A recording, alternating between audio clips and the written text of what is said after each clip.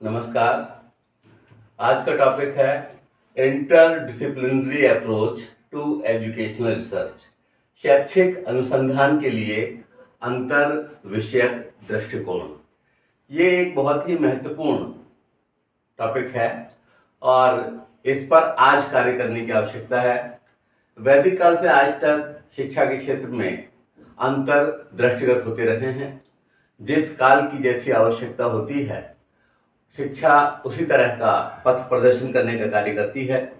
लेकिन आज शिक्षा के क्षेत्र में बहुत व्यापक प्रसार हुआ है और ज्ञान के विस्फोट जैसी स्थिति पैदा हो गई है, क्योंकि नित्य नए शोध हो रहे हैं और दुनिया के किसी भी क्षेत्र में अगर कोई शोध हो रहा है तो उसका प्रभाव दूसरे जगह के शोध पर पड़ ही रहा है।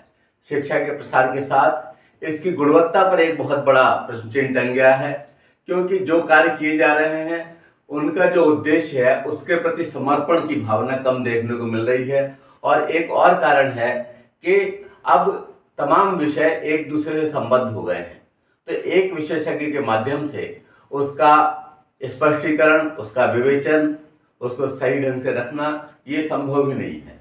और इस क्षेत्र में इतनी जटिल समस्याओं का प्रादुर्भाव हुआ कि उनका समाधान ऊंट के मुंह में जीरे की तरह से लग रहा है। आज सभी विज्ञजन ये महसूस कर रहे हैं कि उक्त समस्याओं का समाधान किसी एक विशेषज्ञ या किसी एक क्षेत्र विशेष द्वारा संभव नहीं है। आज विविध विषयों के विषय विशेषज्ञ व विशेषज्ञों के विषय समूह के समन्वित प्रयास से ही समस्या समाधान संभव है।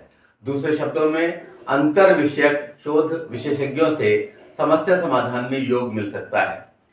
तो ये अंतर विषयक का सीधा सीधा मतलब क्या है, आइए थोड़ा सा इस पर विचार कर लेते हैं।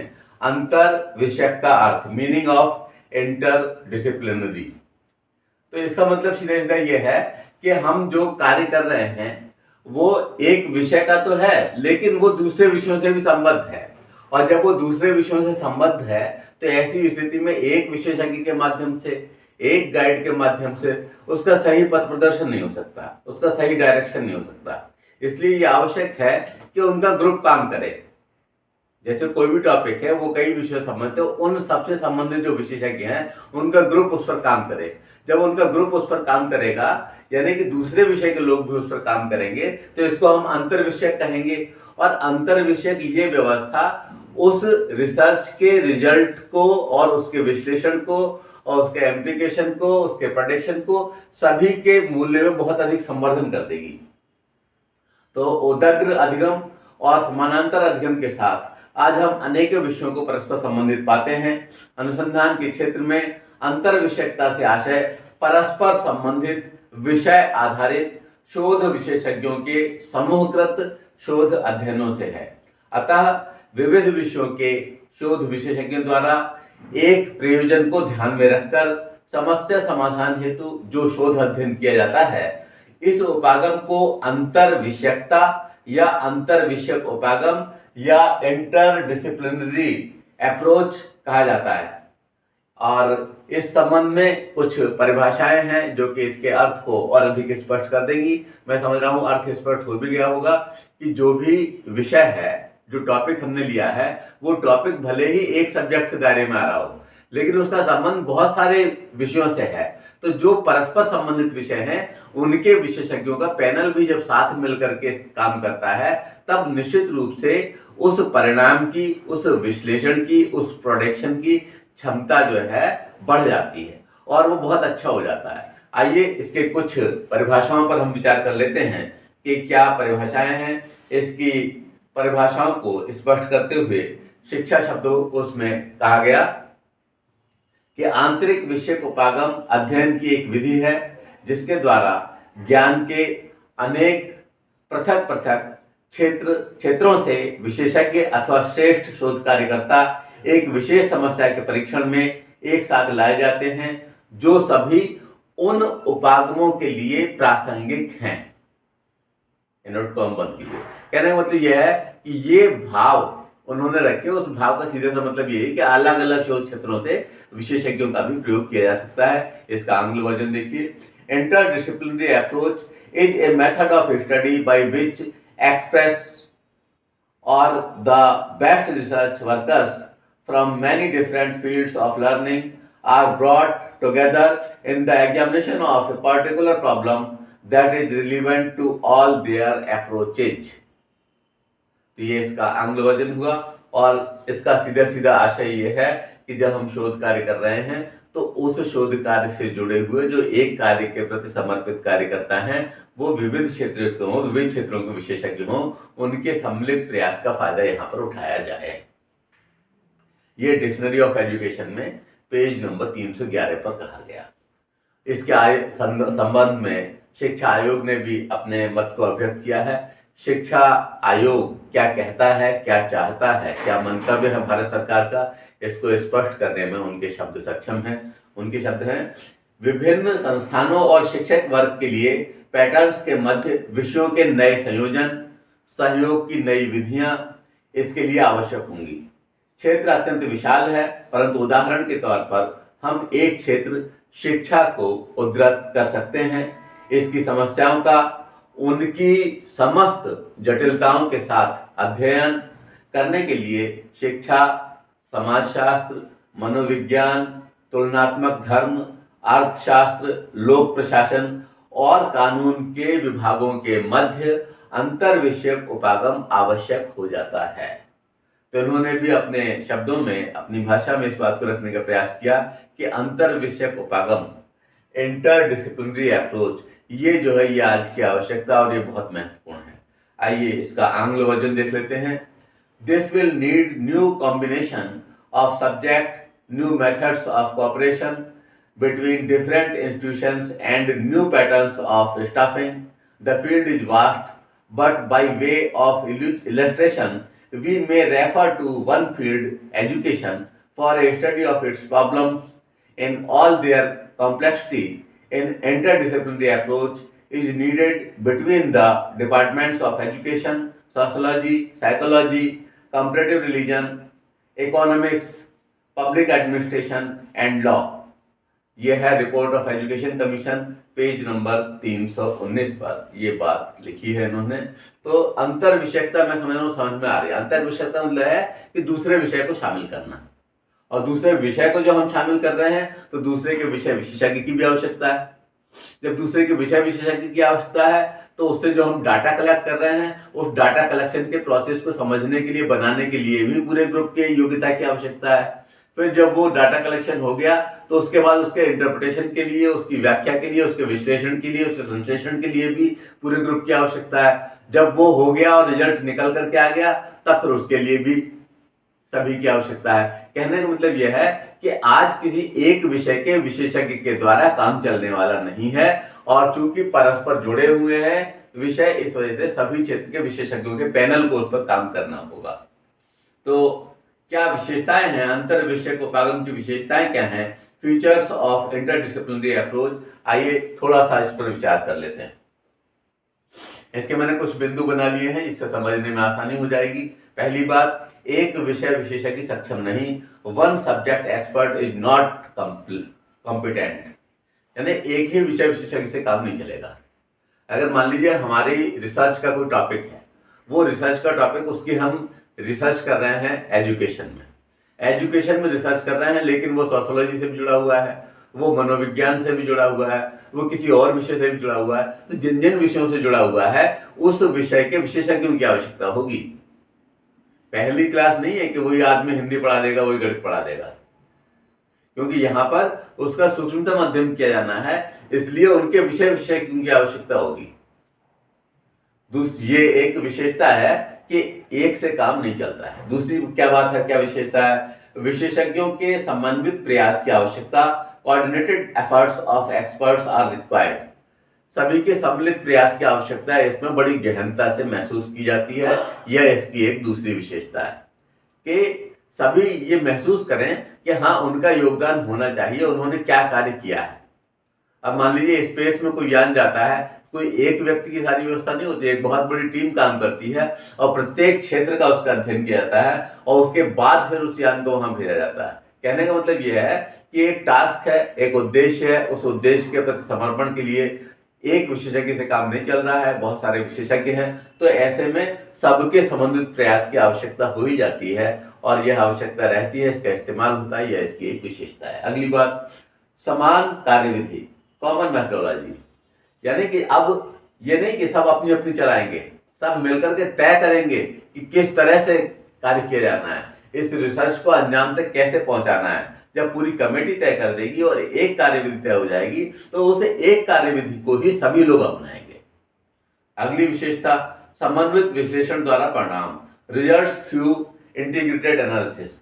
फिर जब रिजल्ट आ गया डाटा कलेक्शन के बाद में, तो उस रिजल्ट का एनालिसिस भी सबके माध्यम से होगा और सारे विषयों का चूंकि इम्पैक्ट होता है, तो उन विषयों के आधार पर क्या कहा जा सकता है ये उस परिणाम में फिर शो किया जाएगा। ये इसकी अगली विशेषता है। एक और विशेषता, विविध आवश्यक विषयों को पूर्ण सम्मान, full respect for the diverse discipline required. जिन डिसिप्लिन का हमने इस्तेमाल किया है, जिन विषयों का इस्तेमाल किया है, उसके विशेषज्ञ और उनकी बातों को हम पूरा वजन देंगे, क्योंकि हमें ये नहीं देखना है कि कौन चमक रहा है कौन नहीं चमक रहा, हमें ये देखना है कि उससे जो रिजल्ट्स निकल करके आ रहे हैं वो जो उसकी प्रभावशीलता है, उसकी प्रभावशीलता में ऐसी वृद्धि हो रही है जिससे कि ये लगे कि हाँ, सम्यक दृष्टिकोण अपनाया गया है, सभी को समान दर्जा दिया गया है। इसीलिए सभी विषयों को पूर्ण सम्मान देने की आवश्यकता है जो भी उससे जुड़े हुए हैं, तभी तो अंतर विषयकता की सार्थकता सिद्ध होगी। अगली बात, वैधता और विश्वसनीयता, validity and reliability. Validity and reliability इसकी बहुत ऊंचे स्तर की होती है, क्योंकि ये एक व्यक्ति से गलती हो सकती है लेकिन टीम से गलती नहीं होती, और टीम सारी चीजों पर, हर डायमेंशन पर विचार कर लेती है, और अगर कहीं किसी कोई कमी आ भी रही होती है तो टीम के दूसरे साथी बता देते हैं कि ये नहीं, इस तरह से नहीं, इस तरह से होता है और ये आज की आवश्यकता ये है, पहले इस तरह से हुआ करता था, अब इसमें चेंजेस आ गए हैं। कहने का मतलब यह है कि टीम एफर्ट होगा तो ज्यादा प्रभावशाली होगा, इससे रिलायबिलिटी और वैलिडिटी बढ़ जाती है और ये इसकी एक विशेषता बन जाती है। अगली बात, समन्वित प्रभावी अनुसंधान प्रतिवेदन, कोऑर्डिनेटेड इफेक्टिव रिसर्च रिपोर्ट। और जो समन्वित प्रभावी अनुसंधान है, इसके माध्यम पर बनी हुई रिपोर्ट ये ज्यादा महत्वपूर्ण होती है। आप समझिए, आज जो रिसर्च रिपोर्ट छपती है उसमें स्टूडेंट के साथ जो उसका निर्देशक होता है उसका नाम छपता है एक का। अब जब इस तरह के, जिसमें कि इस अप्रोच की आवश्यकता होगी, इंटरडिसिप्लिनरी अप्रोच की आवश्यकता होगी, उसमें उस टीम मेंबर्स का नाम छपेगा। जिस तरह से कोई आयोग होता है तो उसमें आयोग में बहुत सारे लोग कार्य करते हैं और उन्हें रखा जाता है और सभी के नाम दिए जाते हैं कि हाँ, इन लोगों ने इस पर कार्य किया है। इसी तरह से ये भी एक टीम वर्क होगा और ये इंटरडिसिप्लिनरी अप्रोच जो अंतर विषयक दृष्टिकोण है, ये भावी अनुसंधान के लिए, शैक्षिक अनुसंधानों के लिए एक बहुत ही महत्वपूर्ण प्रकाश स्तंभ साबित होगा इस अप्रोच का इस्तेमाल। अब ये हम देखने का प्रयास करते हैं कि अंतर विषयक उपागम से शैक्षिक शोध में लाभ क्या क्या होता है, benefits of interdisciplinary approach in educational research. जो लाभ होते हैं उन्हें मैंने यहाँ पर एक क्रम देने का प्रयास किया है और यह परीक्षा के दृष्टिकोण से बहुत महत्वपूर्ण है कि शैक्षिक अनुसंधान के लिए अंतर विषयक दृष्टिकोण है क्या। केवल जो इसका शीर्षक है उसमें भले ही आपको कठिनता महसूस हो रही हो, लेकिन जो इसके भाव हैं, जो इसका प्रेजेंटेशन है, जो इसके अंदर है, वह सब इतना सरल है, सुगम है कि थोड़ी सी बात समझ में आने के बाद आप अंतर विषयकता समझ सकेंगे और अंतर विषयक शोध क्या होता है, ये अप्रोच क्या होती है, ये समझ में आ जाएगी। तो अब निश्चित रूप से मैं समझ रहा हूँ काफी कुछ स्पष्ट हो चुका होगा। अब हम अंतिम रूप में विचार कर लेते हैं इसके लाभों पर। पहला विषय, पहला पॉइंट, समन्वित प्रयास से सूक्ष्म विश्लेषण संभव, coordinated efforts make detailed analysis possible. समन्वित प्रयास है, जो कि पूरी टीम का समन्वित प्रयास होता है, इससे क्या होता है कि जो उसकी जटिलताएं हैं, उन जटिलताओं का हम अध्ययन कर लेते हैं। वो इतनी जटिल तो होती ही है कि एक से ज्यादा लोगों की आवश्यकता हो रही है। जब इतनी जटिल है तो उसके सूक्ष्म विश्लेषण की आवश्यकता है। जब सूक्ष्म विश्लेषण की आवश्यकता है तो विविध मस्तिष्कों की आवश्यकता है, और ये सारे मस्तिष्क मिलकर के जब कार्य करते हैं तब निश्चित रूप से हमें हमारा मंतव्य मिल जाता है, हमें हमारा गंतव्य मिल जाता है, हम उस उद्देश्य की प्राप्ति कर पाते हैं जिस हेतु ये प्रोजेक्ट, ये शोध कार्य हो रहा होता है। अगली बात, ये एक लाभ हुआ। दूसरी बात, विशेषज्ञों की सहयोग भावना का विकास, development of spirit of cooperation among experts. Experts के बीच भी एक कॉपरेशन बन जाता है, एक सहयोग की भावना विकसित होती है और सब ये मानते हैं कि सबसे बड़ा उद्देश्य है, जिस उद्देश्य के लिए हम काम कर रहे हैं, जो हमारी इस रिसर्च का उद्देश्य है वो सबसे बड़ा है, इसके लिए ही हमें सारा कार्य किया जाना है और उसको ध्यान में रख करके सारे कार्य करते हैं। और चूंकि उद्देश्य एक होता है, इस वजह से सबके कार्य लगभग एक धारा की हो जाने लगते हैं और सहयोग की एक विशिष्ट भावना पनपती है। ये इसका एक और लाभ है। अगली बात, विशेषज्ञों के ज्ञान व अनुभव का लाभ, benefit from the knowledge and experience of experts. जो विशेषज्ञ हैं, विशेषज्ञों की एक अद्भुत क्षमता होती है कि उन्होंने बहुत सारा कार्य किया होता है, उनके पास बहुत लंबे अनुभव का पिटारा होता है और इस अनुभव के पिटारे से अलग अलग विशेषज्ञ बहुत सारी चीजें निकाल करके रखते हैं। जब रखते हैं और उनका एक समन्वित प्रयास होता है, समझिए कि शोध का स्तर कितना ऊंचा उठ जाएगा। आज अगर हमें बदलते वक्त के साथ तालमेल करना है, आज की समस्याओं का निदान करना है और एक विषय विशेषज्ञ की जगह बहुत सारे विषय विशेषज्ञों को लेकर काम करना है, तो निश्चित रूप से इनके जो अनुभव है उसका लाभ उस शोध को मिलेगा, उस देश को मिलेगा और उस देश के माध्यम से संपूर्ण मानवता को मिलेगा। ये इसका एक बहुत बड़ा लाभ है। अगला लाभ है इसका शिक्षा का व्यवस्थित अग्रसरण, सिस्टमैटिक एडवांसमेंट ऑफ एजुकेशन।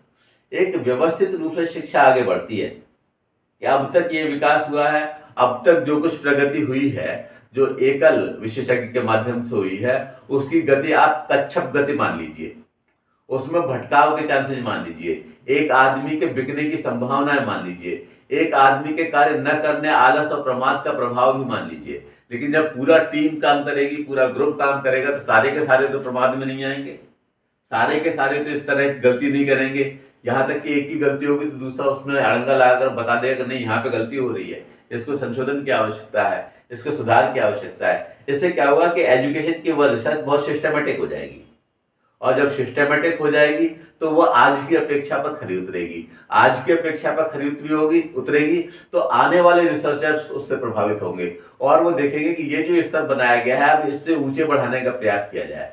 जैसे कवि सम्मेलन में एक एक कवि एक एक ईंट को जोड़ करके इस तरह की व्यवस्था बना देता है कि पूरा का पूरा कवि सम्मेलन एक गुथा हुआ एक ही माला लगती है, एक गुंफन पर क्षेत्र लगता है। तो इसी तरह से इन शोध का भी होगा और निश्चित रूप से इसका एक सिस्टमैटिक डेवलपमेंट होगा। अगली बात, जटिल शैक्षिक समस्याओं का अध्ययन, study of complex educational problems. एक दिक्कत हुआ करती थी कि हम कतरा करके निकल जाया करते थे जब हम एक विषय विशेषज्ञ उस पर काम कर रहे होते थे, उससे जुड़ी हुई दूसरे विषय से जुड़ी हुई कोई बात आती थी तो वहां पर कतरा कर निकल जाते। हमें आता तो था नहीं, क्योंकि हम तो एक विषय के विशेषज्ञ हैं, सारे विषय पर कमांड थोड़ी हो सकता है, इसलिए वहां से बच कर निकल लेते थे और उसकी उस जटिलता को गोलमोल भाषा में छुपा दिया करते थे और ये इस समय की शोध की बहुत बड़ी कमी थी। अब इस कमी का निवारण इसके माध्यम से हो जाएगा कि अगर किसी के विशेषज्ञ हम हैं तो किसी दूसरे का विशेषज्ञ कोई और है, किसी तीसरे सब्जेक्ट का विशेषज्ञ कोई और है और सब मिलकर के काम कर रहे हैं तो जटिलता शेष बची रहने का सवाल ही नहीं उठता। नेक्स्ट पॉइंट, शोध निष्कर्षों की वैधता व विश्वसनीयता या विश्वसनीयता वैधता, reliability and validity of research findings. जो हमारे रिसर्च होंगे उसके जो डाटा कलेक्शन के तरीके हैं वो अपने सबने मिलकर तय किए हैं। जब मिलकर के तय किए हैं तो उसके लिए हमारे संबंधित प्रयास भी होंगे। जब संबंधित प्रयास होंगे तो वो परिणाम जो हमें प्राप्त होंगे उस परिणामों की रिलायबिलिटी और वैलिडिटी बढ़ जाएगी।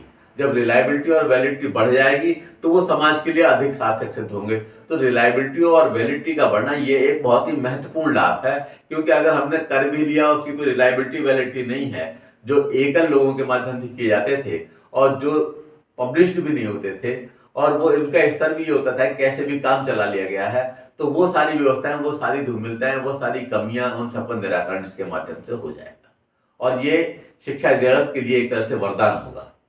इस तरह से रिलायबिलिटी का बढ़ना, इस तरह से वैलिडिटी का बढ़ना। अगली बात, शैक्षिक अनुसंधान का समुन्नत स्तर, advanced level of educational research. ये निश्चित रूप से पुराने जो रिसर्चेज हैं, पुराने जो शोध कार्य हैं उसमें एक एडवांसमेंट माना जाएगा। क्यों कि वहां पर हमने जब भी समग्र विवेचन किया है और किसी दूसरे के माध्यम से उस शोध को देखा गया है, किसी दूसरे विशेषज्ञ के माध्यम से उस शोध को देखा गया है, तो उस शोध में वो कमियां दृष्टिगत हुई हैं। लगा है कि ये समन्वित विकास नहीं है, ये जो ढांचा खड़ा किया गया है इसमें एक विषय के विशेषज्ञ का ज्यादा काम दिख रहा है, दूसरे विषयों पर अपेक्षित ध्यान नहीं दिया गया है और कहीं कहीं तो तिरस्कार तक किया गया है।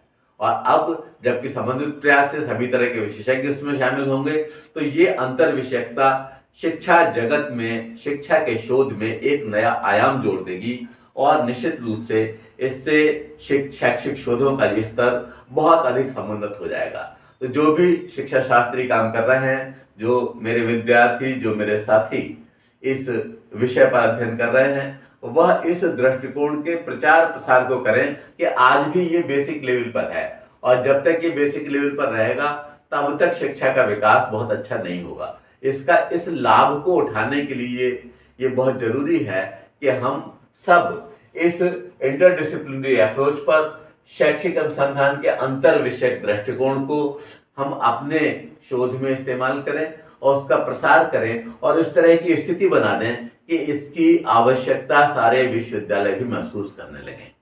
आपने इसको ध्यान से सुना, बहुत ही महत्वपूर्ण विषय है और ये जहां आपके एग्जामिनेशन में आता है वहां यह उपयोग में लाने के लिए भी बहुत बढ़िया है। जो कुछ भी यहाँ पर एक्सप्रेस किया गया, अभिव्यक्त किया गया, इसको आप अगर लिखित रूप से प्राप्त करना चाहते हैं तो ये educationacharya.com पर उपलब्ध रहेगा और वीडियो के रूप में ये एजुकेशन आचार्य पर, यूट्यूब पर तो उपलब्ध है ही। आप सबका बहुत बहुत धन्यवाद, धन्यवाद, धन्यवाद। जय हिंद, जय भारत।